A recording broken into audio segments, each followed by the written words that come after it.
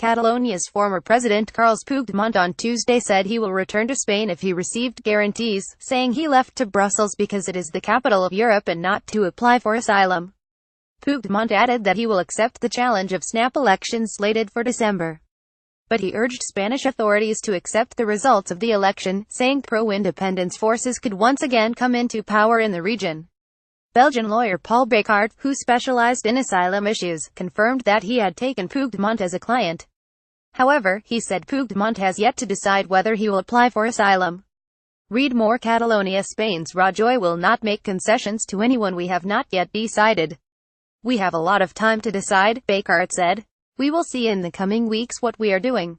On Monday, Spanish prosecutors announced they were seeking charges of rebellion, sedition and misuse of public funds against Puigdemont after Catalonia's parliament declared independence.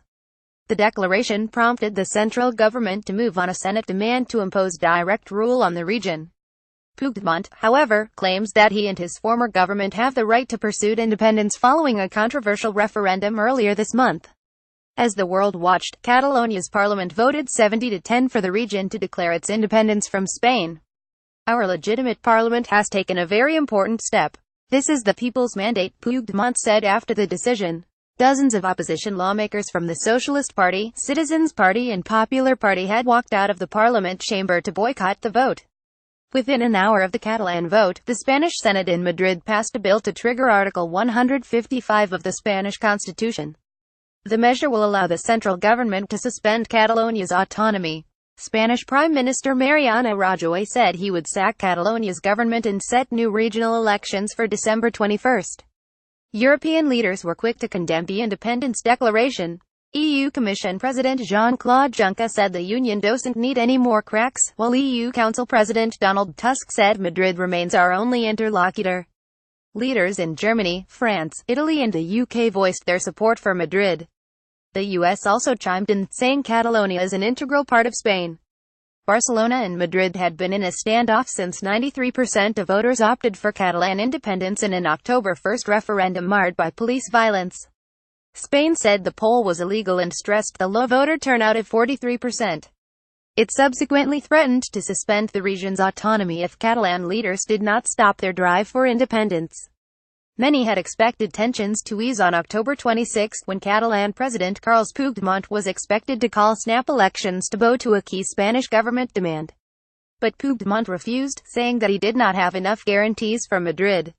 Instead, he called on the Catalan parliament to decide on how to respond to Spain's threat to suspend the region's autonomy. Tens of thousands of pro-independence protesters had taken to the streets of Barcelona ahead of the independence declaration to demand the region's secession and the release of two leaders of pro-independence organizations, Jordi Cuixart and Jordi Sanchez.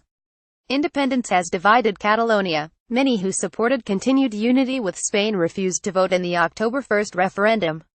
The pro-independence crowds outside the Catalan parliament immediately rejoiced after hearing the independence declaration. Many people were draped in the estelada flag associated with Catalan independence. Some reportedly called for the Spanish flag to be removed from the Catalan government palace as regional lawmakers arrived from the parliament. Author Alexander Pearson Reciprocal Trust Spanish Foreign Minister Alfonso Dastis said his country would be surprised if Brussels granted Puigdemont political asylum, saying there was a level of reciprocal trust concerning the rule of law between EU member states. Read more. In Catalonia, language and identity go hand in hand. It would be surprising that he could receive the right to asylum under the current circumstances, Dastis told Spanish Cadena SER radio. Accepting a request for asylum would not be a situation of normality in relations between the EU countries, he added. Belgium allows citizens of other EU countries to submit a request for asylum on political grounds.